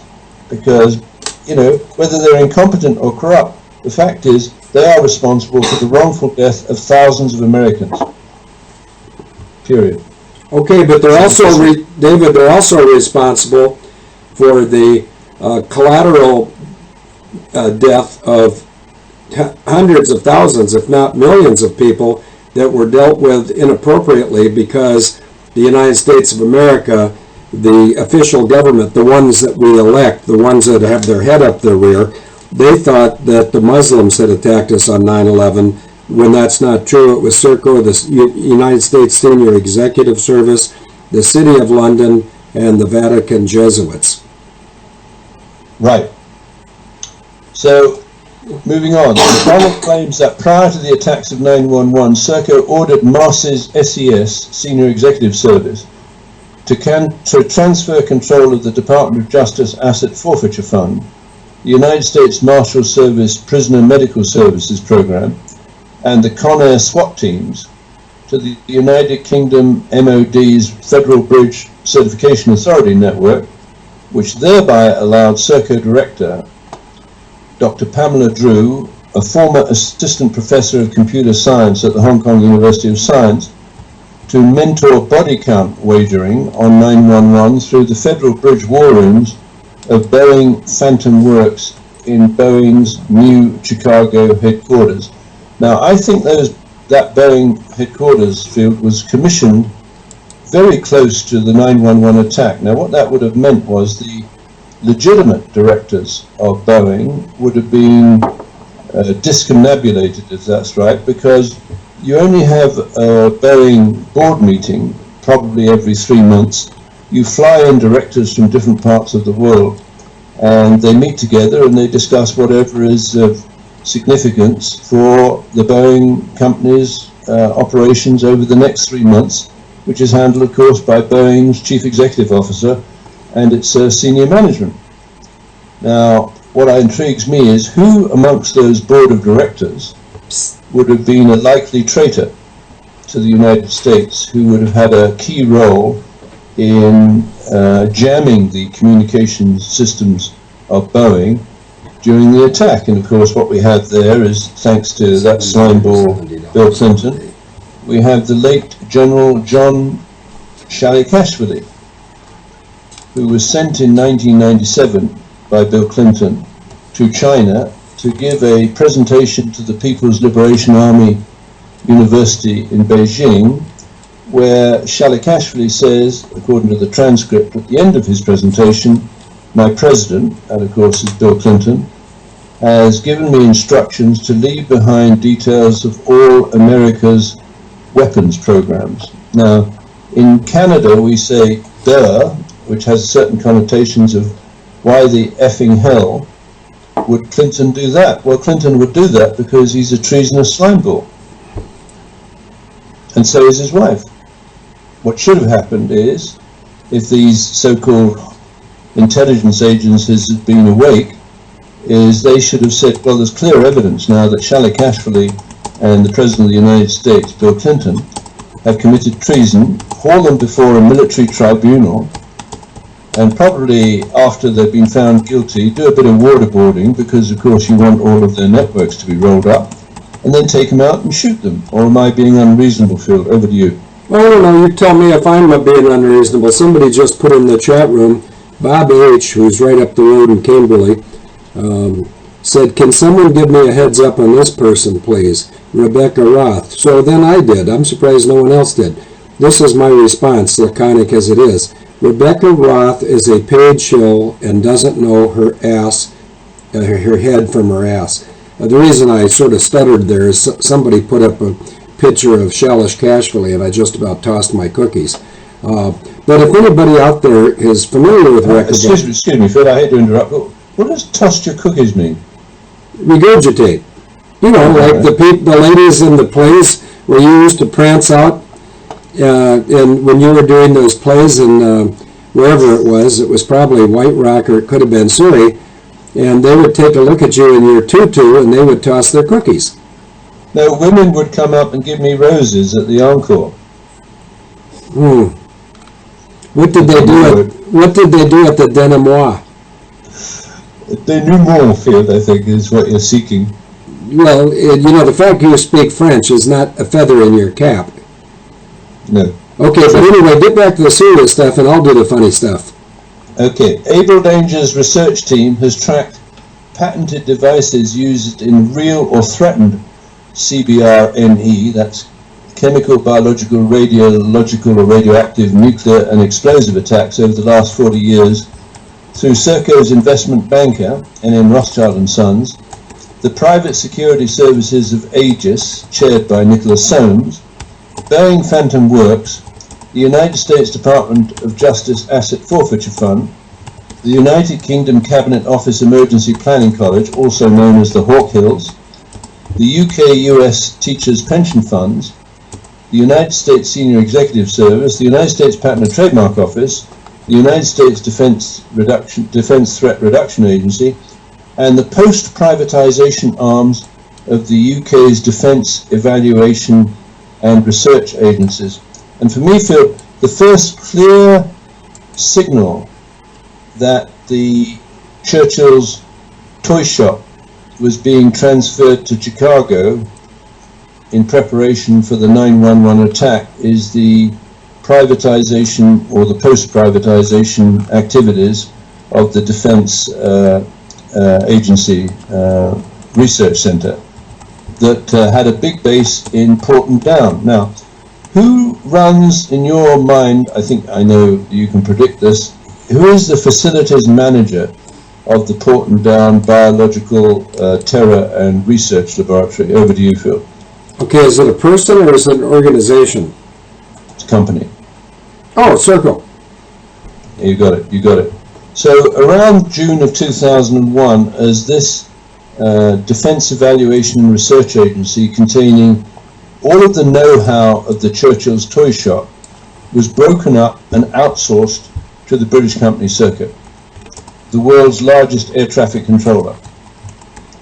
The company that has been accused of shipping non-existent prisoners into jails and trials and charging the taxpayer, which is not a million miles away from what your sister was doing with ConAir. So effectively Serco had access to some of the most evil people in the world, men and women, who could be transported at short notice for an ad hoc mission, either by air or by land or by sea, into a crime scene to engage in those one or more of those activities that we've listed as scripting, spotting, shooting, snuffing, spinning and spoiling. And those are the signatures of the crime scene. And those are essential signatures if the perpetrators are going to create a cloud of confusion around the crime scenes, so the investigators are either decoyed away to a non-existent perpetrator or too terrified to pursue too closely the perpetrators, which I think you and I have been privileged to uncover with our team after 11 years of, I think, pretty diligent research. Is that a legitimate claim? Over to you. Yes, it is, and I think I got to check here and see if somebody is in the chat room. Yes, I just got an update from headquarters. I was supposed to, I've already thanked 4 of these 5, but it's been updated that I should thank Agent Mo, initial R, Agent Bugs, Agent Terry, initial P, Agent Susan, initial T, and Agent Potato, initial P. So, and the reason I'm thanking those 5 people is for the support through Stripe today. And I don't know if all 5 of those people were in the room when I explained that shortly after the Stripe donate went up, Financial Angel called me and said if it would be helpful that he or she or they would buy my house and rent it back to me. In other words, they take it out of legal play, or they could buy the few odd cars I have and then pay me to store them at my place. And so what I'm saying basically is this is Easter weekend. I got my Easter eggs or gifts a little early this weekend, but I'm hoping and praying and believing that for everybody who's expecting something bigger on Easter weekend, I believe we're going to see it. This is a very unique Easter weekend. It has a full moon. It's in the year of Jubilee according to the Hebrew calendar, the Hebrew faith. It's April 1st. Of course, people think that means something to do with April Fools. Yes, it does. People that deny God are fools. And if you don't believe me, look it up. In fact, I'll do you one better. I will look it up and I'll post it. So, David, anyway, back to you. Did I answer your question? I just wanted to thank those that have responded to the the call and let them know that if this financial angel does what has been offered, which I'm confident, then what I will do, I know who these 5 people are. I will contact them each and ask if they'd like their contribution plus 10% back, or if they'd rather apply their contribution to somebody other than myself. This is really a large team here at Able Danger. We've got people that are experts in everything. I'm still trying to figure out what Mensa Max is good at. But he's been here so long, I presume he's good at something. You know, he's got stamina. He's been here from day one. So, David, I'll turn it back over to you to do the smart stuff, and we're coming up on an hour and 40 minutes, so whatever you want to do in terms of chatting. Yeah, and I think we should try and make this a standalone, you know, even if it's provided you're willing, 2.5 hours. We need to get to the end of this letter and reiterate the circumstantial evidence which suggests that your niece, Jessica Marcy, is actually the great-granddaughter of Winston Churchill, in which case the world is going to change. Okay. Right, so the patterns that we've tracked through the system as they relate to the attack in Salisbury and the attack of 911, these patterns, this is in the letter today, the poster today, these patterns include, but are not limited to, 1, a ConAir prisoner tracking and warning system and corresponding methods, US 605-549-28A, with expert system, i.e. including fuzzy logic, reinforcement learning, neural networks, artificial intelligence, etc., algorithms. And it just so happened that I won't hammer that point. I would claim to be the leading authority on expert systems, having written a paper published in the International Journal of Man-Machine Studies in 1983, sections 1, pages 1 to 47, which describes the benefits and the limitations of computers applied in this regard. 2. Evonik Degusa's GmbH. Degusa is the company that made the Zyklon material that was popped into the gas chambers to kill the Jews and the Gypsies and anyone else that offended this world bankers and the intellectual elite back in World War II. Evonik Degusa's GmbH pyrogenically produced silicon dioxide powder and dispersion thereof, US 7537833B2, which we're alleging was used as a calling card for attacks on Serco's enemies with skyjacked aircraft carrying patented weapons of mass destruction, CBRNE, chemical, biological, radiological, nuclear and explosive materials. And that field explains the layer of very fine-grained powder in lower Manhattan, because the particular device that was used there, or process that was used there, was the use of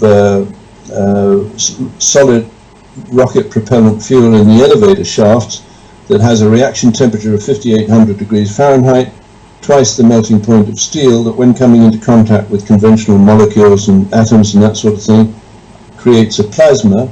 But more particularly, as far as the entrained water in the cement in those buildings, it turned that into superheated steam, which blew the cement into tiny, tiny, tiny pieces and created that layer of neutral, although it did have some active elements in it, of neutral powder around lower Manhattan. And that was basically a message to the authorities in the city of New York. Just look what we can do when we decide that we need to take down your iconic buildings. We can turn them into a powder a few angstrom units across.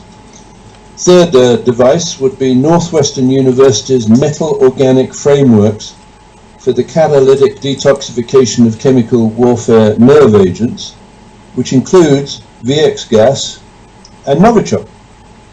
And I believe that development was used to conceal stocks of Novichok nerve agents in Chicago at Northwestern University for the recent attack on Sergei Skripal, a retired Russian military intelligence colonel who spied for Britain. That is to say, the Novichok agent did not come from Russia, it came from Chicago.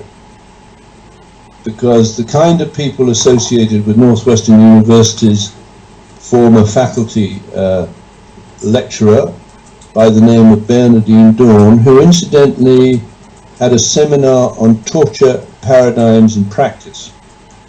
Now, I would think that when she lectures and gives her seminar on torture paradigms and practice, a lot of American parents would be rather horrified to find out that this woman didn't invent necessarily the three-fingered fork salute, but celebrated it, because apparently when, now what's her name, was murdered in 1969 by the Charles Manson, Sharon Tate.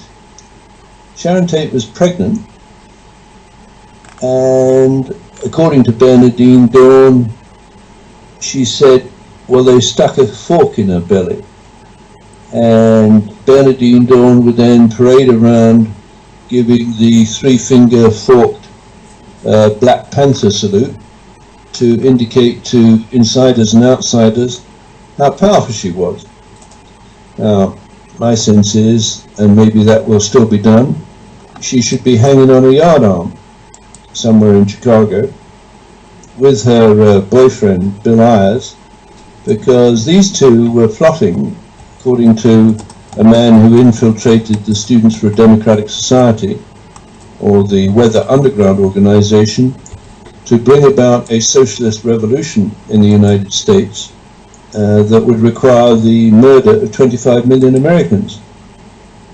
Now, the problem for America is that Bernardine Dawn would then go on to be hired by Sidley Austin, and she would mentor Barack Obama and Michelle Obama as they progressed with their infectious minds and genocidal instincts towards the White House. So we're very lucky that we managed to get Bernardine Dawn neutralized to a certain extent and exposed, and the Obamas are now out of the White House, and of course we've got a man, Donald Trump, sitting in the White House, hopefully doing something useful in terms of destabilizing or draining the swamp. But he certainly is surrounded by enemies, and we're going to have to watch what happens in that regard. Fourth device is Kinetics North America Inc.'s Social Engineering Protection Appliance, allegedly used by Serco's SES agents to inject fake news at Toyshop crime scenes and apply ConAir algorithmic censorship rules to neutralize truth seekers. So we see a lot of people getting whacked, Phil. We see a lot of people getting death threats. And my sense is that what Kinetic has done is it's created this social engineering protection appliance which identifies what Kinetic and Serco and your sister would describe as malicious or criminal news injects. And the point is, the problem of letting them do that, of course, they get to decide what is malicious and criminal. And I would think that they probably decide that this presentation that we've been given today is malicious and criminal, and they'll seek ways of neutralizing it, or deflecting it, or decoying us into a dead end. But I think you would agree they've failed, haven't they, Phil? Over to you. Yes, I was busy. If you take a look at the chat room under Bill Isles, you'll see a sort of a greenish, sporty-looking car. And I would like to challenge people from the United Kingdom to tell me what that car is. Somebody that's not in, at least I don't think he's in the chat room. Somebody sent me an email, and I'll explain that later. But go ahead. This is a show, and we're supposed to talk about things other than cars. So what was the succinct question, and I'll give you a run-on answer? I think we've neutralized Bernardine Dawn. So my question is, do you agree? Yes, of course I always agree with you. That makes for a shorter answer. Over to you, David. Okay. McConnell claims that Serco, formerly RCAGB 1929, has positioned SES alumnus Robert Mueller as head of the Special Counsel investigation of Russian interference in the 2016 United States elections, and Oliver Buck Revell, former Marine Corps captain and former executive director, SES 6, for FBI criminal investigative counter-terrorism and counterintelligence activities, as consultant to the United Kingdom's National Crime Squad so they can use oath-taking, and they being Robert Mueller and Buck Revell, so they can use oath-taking images stolen from Facebook to silence witnesses to the deployment of weapons from the Chicago Toyshop. So I'm very sure that Robert Mueller and Buck Revell have access to a portfolio of images of senior people in the Trump administration and the senior executive service engaged in these pedophile and Mendenhall oath-taking ceremonies. That, let's say such an individual was in a jail and some of those images of abuse of a child were shown to his or her fellow prisoners, they're going to have elements of their genitalia, I think, removed in a very painful way, because I believe that the average convict or prisoner would be very annoyed if they thought children were being disrespected or abused. Many of those convicts, of course, are victims of such abuse.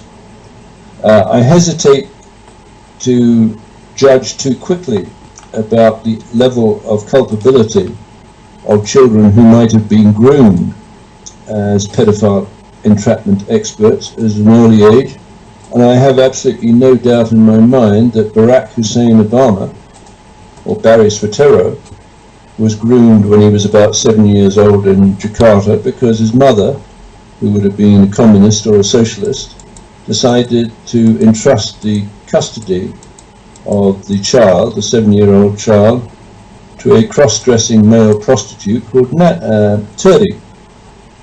Now, at 7 years old, I don't know what Barack Hussein Obama or Barry Soetoro could have done to resist that, because at that kind of age you are totally vulnerable to the adults in your life. And the people who allowed that to happen, which goes out in ever-increasing circles, would have reached ultimately into Chicago, which one day welcomed Barack Hussein Obama, presumably as a pedophile entrapment expert in Chicago at the Down Low Club. And I think you probably remember what went on at the Down Low Club, Phil. Does that ring a bell? Yes, it does. It rings a bell that has these names associated with it. Donald Young, I think, Larry Spencer, no, Nate Spencer, Larry Bland, Donald Young, Alex Okrent, I'll spell that O-K-R-E-N-T, and Larry Larry Sinclair. Those are all people that had the only type of sexual encounters that Obama is capable of having, homosexual encounters. And he killed Donald Young, he killed Nate Spencer, he killed Larry Bland, he killed Larry Sinclair, and he killed Kent Okrent. I guess he's an ace. In the fighter pilot world, if you shoot down 5, you're an ace. In the butt pirate world, if somebody like Obama kills 5 of his male, I don't like the term lover because that's not love, it's some form of abomination. But, even that he's a failure at, because if he thinks by killing 5 people to shut him up, he's going to be remembered someday as a great butt pirate, he's failing miserably because Cecil Rhodes, who is from the United Kingdom, who went down and raped South Africa, I think they called it Rhodesia then, but he raped them of their natural resources and their pride. And what he used to do to keep his metabolism calm is he would take adolescent boys out to a cliff by the sea, have his way with them, and then toss them over the cliff to their death because he didn't want to abuse the same boy twice. Now, if you think that's sick, that's nothing compared to Kristine Marcy, Hillary Clinton, Bill Clinton, George H.W. Bush, and a lot of these other perverts that we have prancing around Congress and Senate. But keep in mind, there's a whole lot of sealed indictments out there, and those sealed indictments are not going to stay sealed forever. There was a rumor, I don't like rumors. Rumors can either scare us or excite us with no cause, but there was a rumor a couple of weeks ago that the United States Marine Corps was recalling retired Marines to serve in a variety of capacities during the military tribunals. And if anybody within the sound of my voice has reason to believe that's true, please email me, fieldmcc@yahoo.com. I think that if my sister and the rest of these out-of-control pedophiles were to see that I'd been recalled to the Marine Corps, they'd probably go down to South Africa and find where Cecil Rose used to send the adolescent males to their death, and they'd probably jump to theirs because they're running out. These people are all exposed.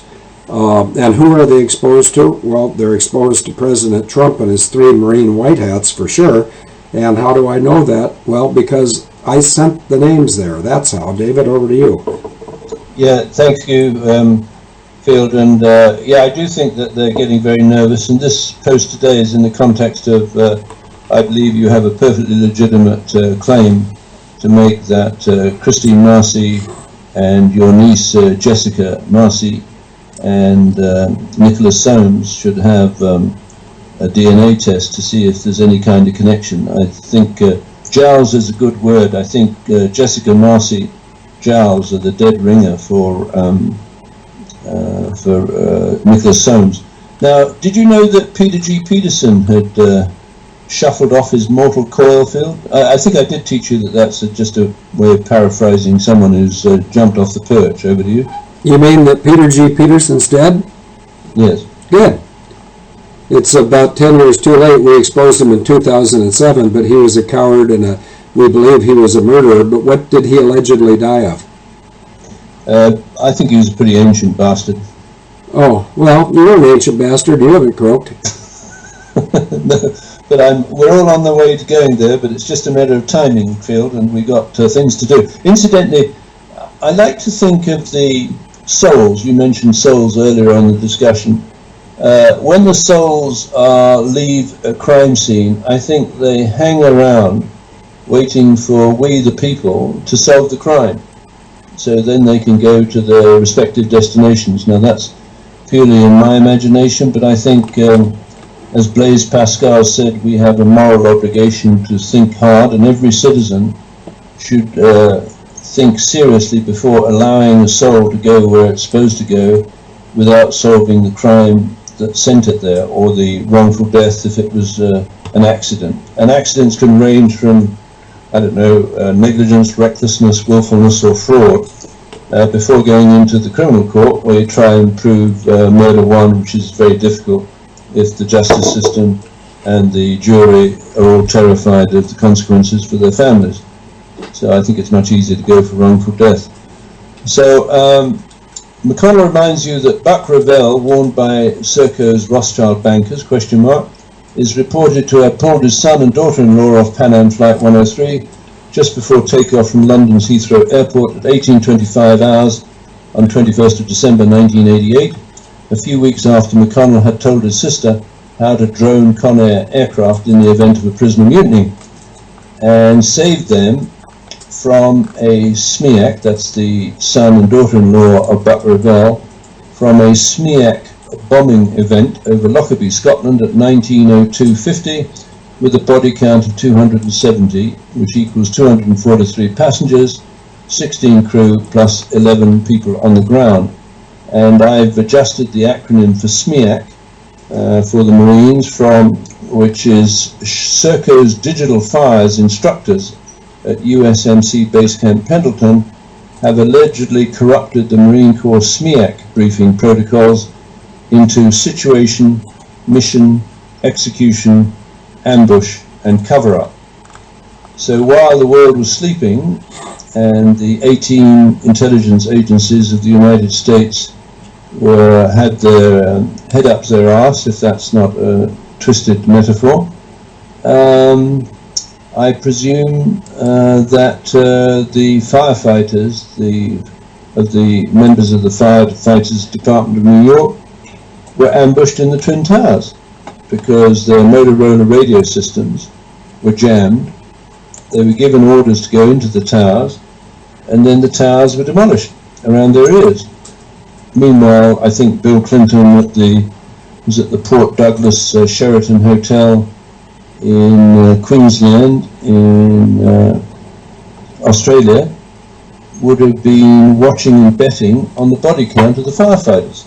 So after the Twin Towers had come down, maybe they got 340, so they had to go out and kill a few more and make sure they didn't survive to get up to the magic number of 343, which, for all I know, was the number selected by Bill Clinton from the safety of Australia, the guy's a verminous rat.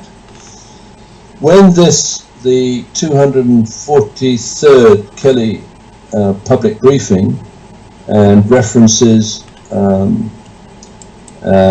at abeldanger.org, I think we have been able to brief a whole number of people. Let me just put that in the chat room.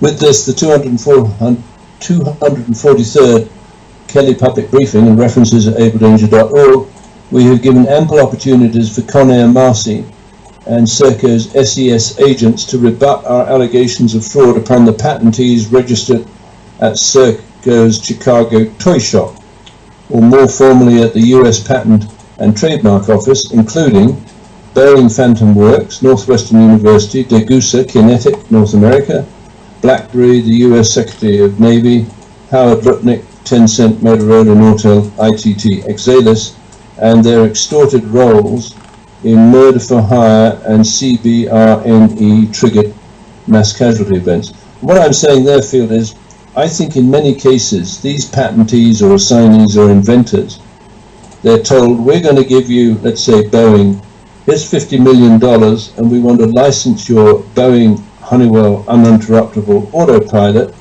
for the duration of a 30-hour stand-down exercise on 911. So Boeing in good faith, Boeing directors in good faith say, hey, well, we've developed this anti-hijacking system. Here comes the government or the senior executive service. They pop $50 million into our bank account, or maybe into Shalik Ashkeley's bank account. And so this is money for nothing. We'll lend or license the hardware, that is the aircraft, and then to their horror, on the morning of 911, they see these licensed aircraft are flying into buildings or flown out into that drop zone over the Atlantic, and then to their horror they realize they've got 50 million in their bank account that they can only explain by saying, well, we decided we were going to use that for the war game. So it's a really, really neat trap, and in some sense, whilst I despise the people behind it, you have to accept that British intelligence was pretty good, because when the process came down, they were able to convince Americans, or a lot of Americans, that this long-bearded wonder straddling a yak in a cave in Afghanistan was responsible for bringing the United States government to its knees. And of course, that's a clear example of the script, because if we look at the Amalgam Virgo war game, maybe someone could pop it in the chat room, the briefing document, this was dated the 1st and 2nd of June, so the script writers had been into action because they'd scripted the hero of that, if that's the right word, of the Amalgam Virgo attack of 911, where the Capitol building was the target, as Osama bin Laden. So you have a classic symptom of a racketeering influenced corrupt organization operating out of Chicago to bring the United States government to its knees. So the last paragraph of today's post, we now ask you to have McConnell's sister, Kristine Marcy, and the two Serco directors, Dr. Pamela Phantom Works Drew and Maureen SES Baginski, questioned in re the Chicago Toyshop and spoliation of evidence for body count betting on the Federal Bridge, and have former Marine Corps Captain Oliver Buck Revell charged in the appropriate court under 18 U.S.C. Section 2382, misprision of treason, or 18 U.S.C. Section 1958, murder for hire. Over to you, Phil. Okay, does that mean we're done? Yeah, I'm sure we covered a lot of ground, but yeah, I think you're the uncle of the great-granddaughter of Winston Churchill, so you have my undying respect, because that's quite a genetic relationship. Over to you. Okay, well, I got your undying respect, but let me read a letter I just got, and I'm not going to identify who from, but I will say that this person identifies themselves as a godly Christian. Now, if anybody that can hear me can think of a single time where I ever said anything about me being a godly Christian, please let me know. I'm sure I never have, and I'm sure I never would. Dear Mr. and Mrs. McConnell, if it is agreeable to you, would you please delete all of my previous correspondence to you, my contact information, and trust earnestly you will not hear from me again. For as I stated previously, I am a born-again Christian who abides in Jesus Christ. Hence, I regret wasting both our time with previous email inquiries towards what I mistook to be Abel Danger's actual mission. I understand now, albeit in hindsight, it is best for Abel Danger to continue to develop relationships with the likes of individuals such as Jason Goodman, for example, because as far as I am aware, Mr. Goodman is not a Christian. He does not profess Jesus Christ as Lord and Savior. He does. Okay, let's just stop there. No Christian would write a letter like this. I just don't believe it, and so I'll send it to you in a minute, Denise. I would say that anybody who would put in a letter that someone else is something else, what that person or any person, if I did that, if I wrote that letter, I would be guilty, and I think it's Matthew 7 where it says don't judge and don't be judged. Not everybody's a Christian, not everybody has to be a Christian, not everybody's going to be a Christian, and even those who are Christians are going to come as in a variety of body styles, paint jobs, just like a Buick. They're not all yellow with a single headlight. Okay? So whoever wrote that letter, I know who wrote it, and so does the person. But that person had been hounding me to get a job as the chapel coordinator for the Abel Danger Ranch in Texas. And first of all, there is no ranch in Texas yet. I believe there will be. If there is a ranch in Texas, I can guarantee you there will be a chapel. I can guarantee you also that it will not need a chapel coordinator because everyone that's at the ranch with a variety of abilities to communicate a Christian message, the one thing we'll all have in common is we'll all want to minister to grieving souls. And Christians grieve, Jews grieve, Hindus, Buddhists, agnostics, atheists, everyone grieves. I can't imagine how anybody who truly cares about Jesus would do other than what Jesus did, and that is to minister to the lowliest of the lost in hopes of saving them. So that person might want to take a look at themselves in the mirror and look at their heart. Notice I haven't mentioned, Denise is the only person that will see that email. But I will say on this Easter weekend, if you think that Jesus Christ came to earth knowing that he would suffer and die, if you think he did that for born-again Christians, what would be the point? He did that for the lowly of heart. If you just read the scriptures, you'll know exactly why Jesus was willing to go to the cross, to suffer and to die, and to be in a cave, and 3 days later to have the stone rolled. So I find a great variety of people that claim to be Christians, but sometimes their behavior says something else. I'll leave it at that. This is a wonderful weekend to be alive. It's a wonderful weekend to witness what we may not.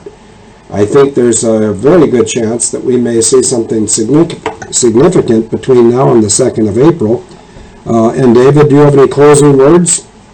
Yeah, whoever that individual is, I presume they would have produced that epistle at a table, and my sense is that they should be very careful that Jesus doesn't come back and overthrow that table, because that smacks to me of, the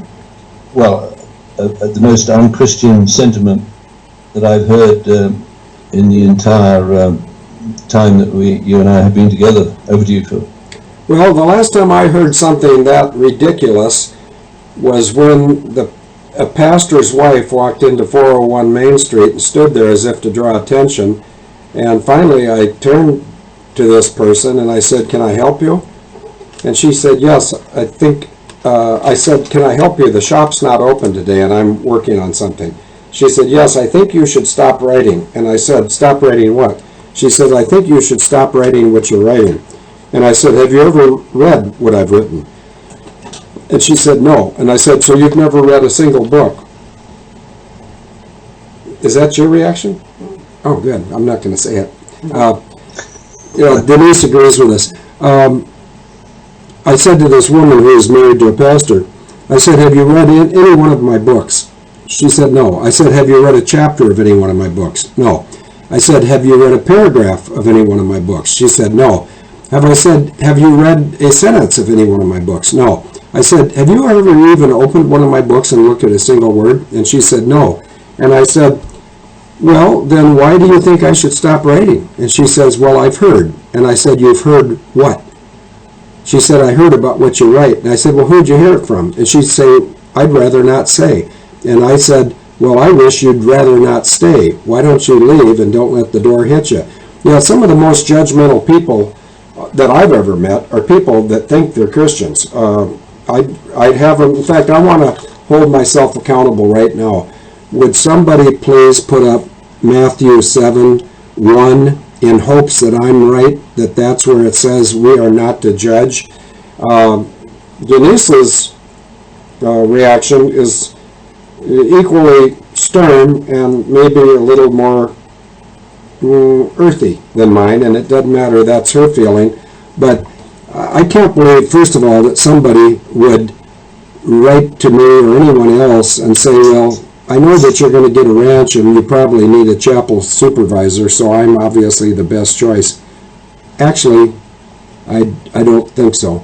But Matthew 7:1, judge not that ye be judged, for with what judgment ye judge, ye shall be judged, and with what measure ye mete, it shall be measured to you again.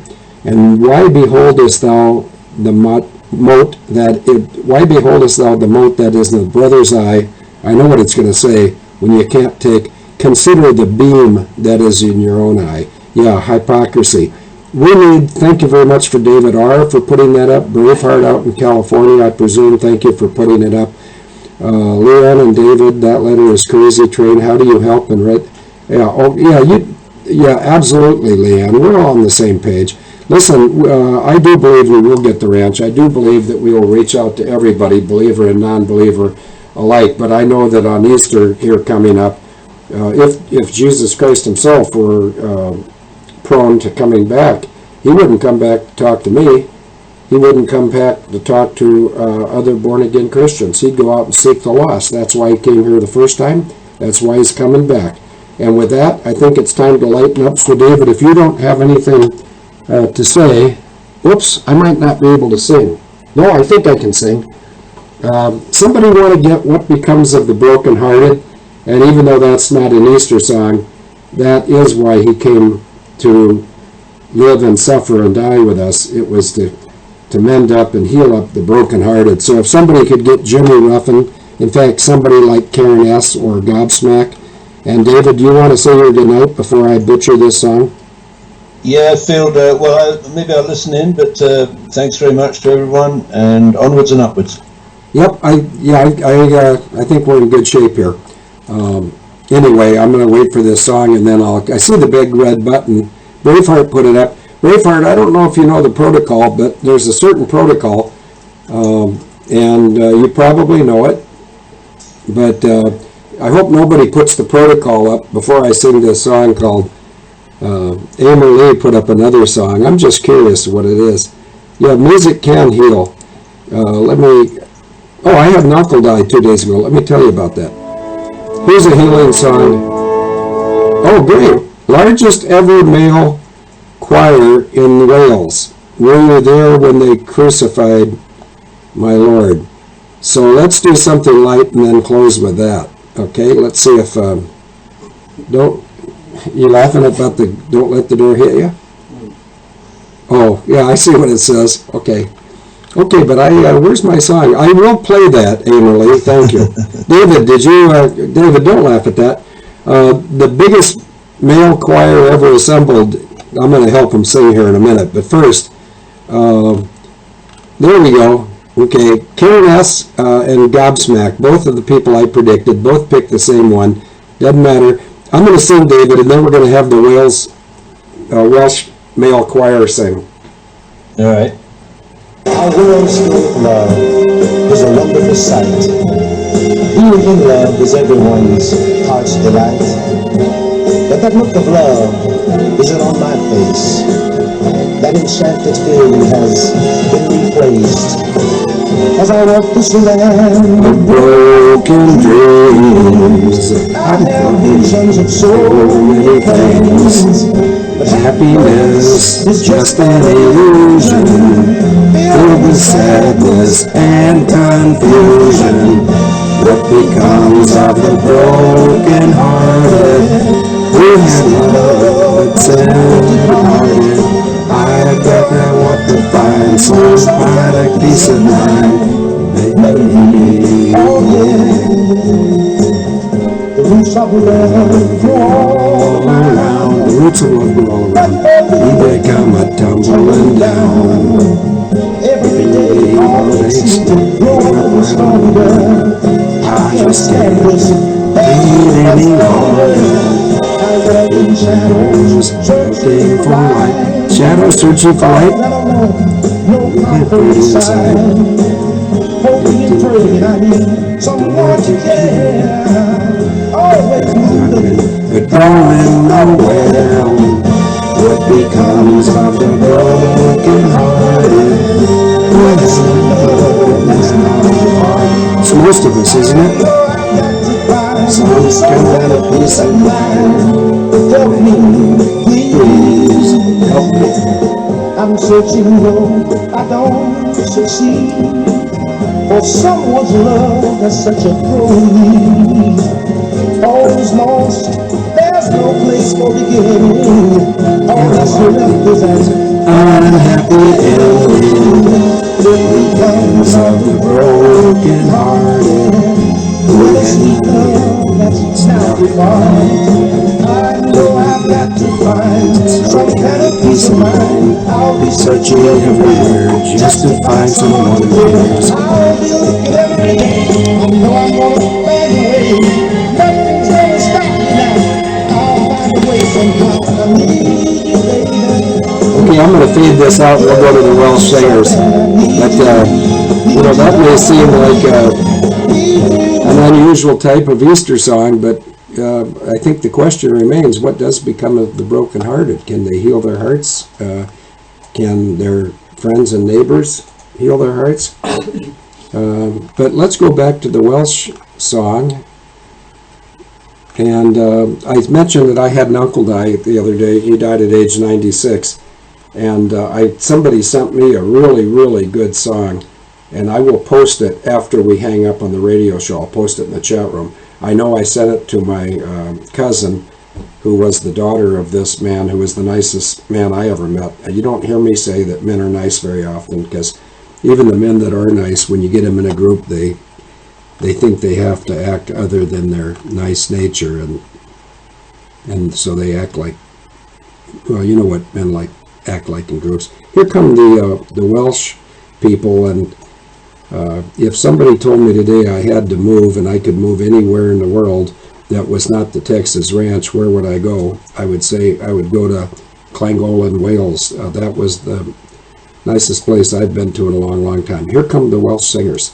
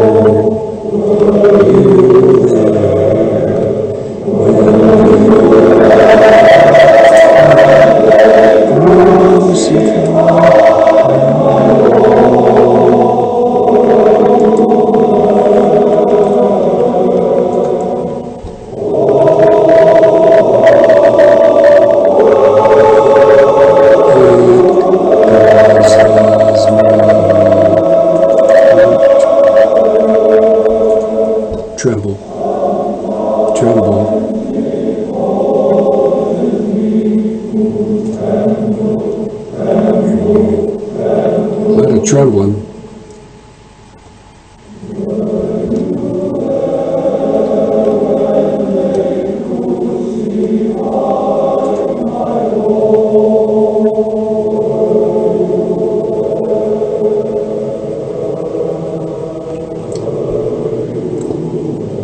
Were you there when they nailed him to the cross?